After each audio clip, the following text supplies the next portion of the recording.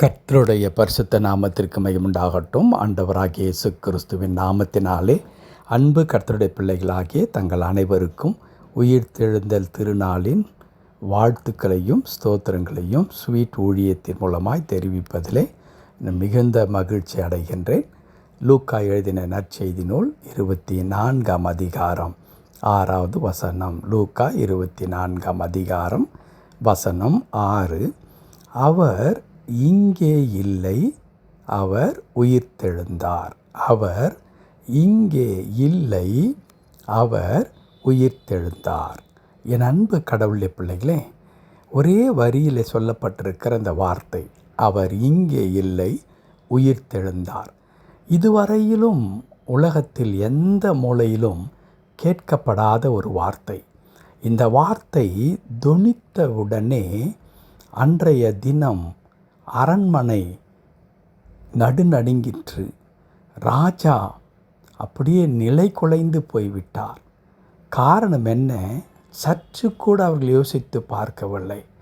நாம் தான் இப்படிப்பட்ட ஒரு வார்த்தை கேட்கக்கூடாது, இது நடந்துவிடக்கூடாது என்று சொல்லி இதையா எப்படி ஆகிலும் தடுத்து விட வேண்டும் என்று சொல்லி இவ்வளவு முயற்சிகளை நாம் மேற்கொண்டோமே.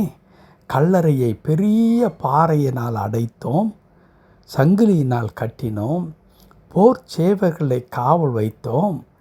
ஏன்? இந்த வார்த்தை மாத்திரம் கேட்டுவிடக்கூடாது என்பதற்காக. ஆனால் இவ்வளவு நாங்கள் முயற்சிகளை செய்திருந்தும் கூட எந்த வார்த்தை கேட்கக்கூடாது என்று நினைத்தோமோ, எது நடக்கக்கூடாது என்று நினைத்தோமோ அது நடந்துவிட்டதே என்று அப்படியே கதி கலங்கி நின்றது அன்றைய சாம்ராஜ்யங்கள். என் அன்பு கடவுளுடைய பிள்ளைகளே, என்ன நிகழ்ந்தது? ஆண்டவராகிய இயேசு கிறிஸ்து தாம் சொன்னபடியே நான் மரிப்பேன், 3ஆம் நாள் உயிரோடு எழுந்திருப்பேன் என்று தாம் சொன்னபடியே அவர் உயிர்த்தெழுந்தாராம். அதை தான் இங்கே நாம் வாசிக்கின்றோம். அவர் இங்கே இல்லை. யாரிடத்தில் சொல்லப்பட்டது? அதிகாலையில் இயேசு கிறிஸ்துவை தேடி தங்களுடைய வழக்கத்தின்படி அந்த மரித்த உடலுக்கு செய்ய வேண்டியதான சில கடமைகளை செய்வதற்காக அங்கே மகதலேனா மரியாள் உட்பட்ட பெண்களெல்லாம் போகின்றார்கள். அவர்களுடைய முகத்தில் ஒரு பெரிய கவலை. என்ன கவலை? அந்த கல்லின் மேல் அந்த கல்லறையின் மேல் அவ்வளோ பெரிய கல்லை வைத்து மூடினார்களே, நமக்காக யார் அந்த கல்லை புரட்டி போடுவார் என்று சொல்லி மிகுந்த கவலையோடு கூட அவர்கள் போகிறார்கள். ஆனால் என் அன்பு கடவுளுடைய பிள்ளைகளே, அங்கே தானே ஒரு பெரிய அதிர்ச்சி இந்த சகோதரிகளுக்கு காத்து கொண்டிருக்கிறது. என்ன அதிர்ச்சி? நீங்கள் கல்லை யார் புரட்டி போடுவார் என்று தானே நீங்கள் எதிர்பார்த்து வந்து கொண்டிருக்கிறீர்கள். ஆனால் நீங்கள் யாரை தேடி வந்திருக்கிறீர்களோ அவர் இங்கே இல்லை. என்ன ஆயிற்று அவருக்கு? அவர் தாம் சொன்னபடி உயிரோடு எழுந்தார். கர்த்தருடைய பரிசுத்த நாமத்திற்கு மகிமை உண்டாகட்டும். என் அன்பு கடவுளுடைய பிள்ளைகளே, அவருடைய உயிர்த்தெழுதலை அல்லது அவர் ஜீவனோடு கூட இருப்பதை தடுத்து நிறுத்துவதற்கு ஒருவராலுமே கூடாமற் போயிற்று. ஆம் அன்பு கடவுளுடைய பிள்ளைகளே, நம்முடைய ஆண்டவர் அத்தனை வல்லமை உள்ள ஆண்டவராக அங்கே இருக்கின்றார். ஒரு பெரிய பாறை அந்த வாயிலே மூடப்பட்டிருந்தது.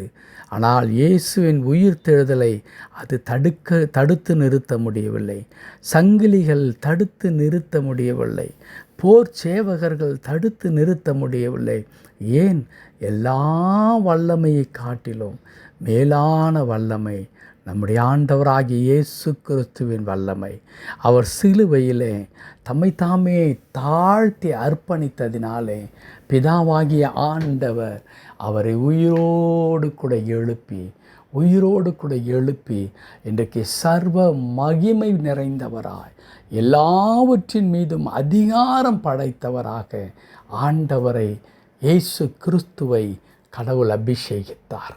அந்த ஆண்டவர் எப்படி கல்லறையை திறந்து அவர் வெளியே வந்தாரோ அதே வண்ணமாய் அவருடைய பிள்ளைகளாகிய நம்முடைய வாழ்க்கையில் ஆம், எல்லா சதிகளையும், எல்லா தடைகளையும், எல்லா விதமான பாதகமான சூழ்நிலைகளையும் மாற்றி போட்டு ஆண்டவர் ஜெய கிறிஸ்துவாய் நம்முடைய வாழ்க்கையில் வெளிப்பட்டு நமக்கு வேண்டிய எல்லா ஜெயமான காரியங்களை செய்து முடிப்பதற்கு அவர் போதுமானவராக இருக்கிறார்.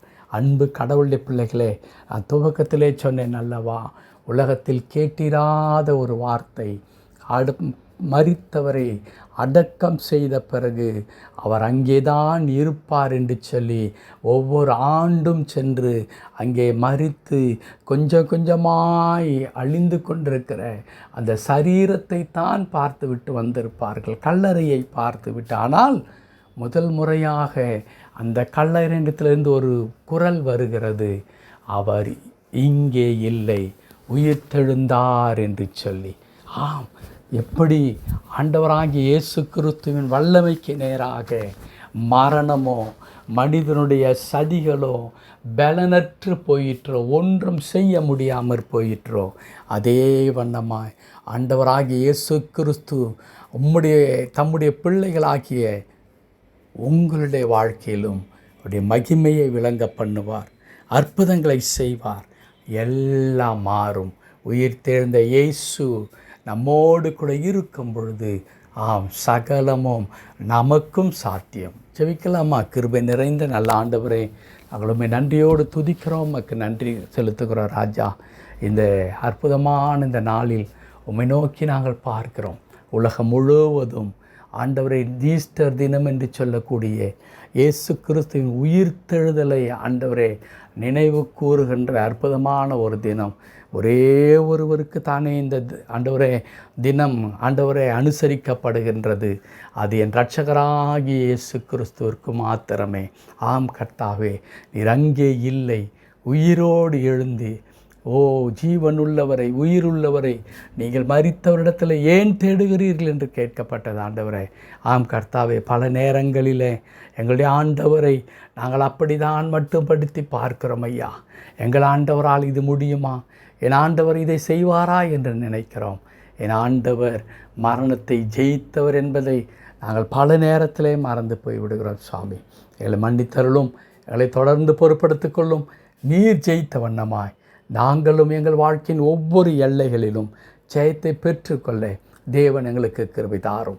அடியனுடைய இணைந்து ஜெபிக்கிற அன்பு கடவுளுடைய பிள்ளைகள் ஒவ்வொருடைய வாழ்க்கையிலும் இந்த உயிர் தெழுந்த திருநாளின் ஆசீர்வாதங்கள் நிறைவாய் தம்முடைய பிள்ளைகளுக்குள்ளாய் கடந்து வரும்படியாய் ஜெபிக்கிறேன். தொடர்ந்து பொறுப்படுத்திக் கொள்ளும் மீட்பர் நாமத்தில் பிதாவே.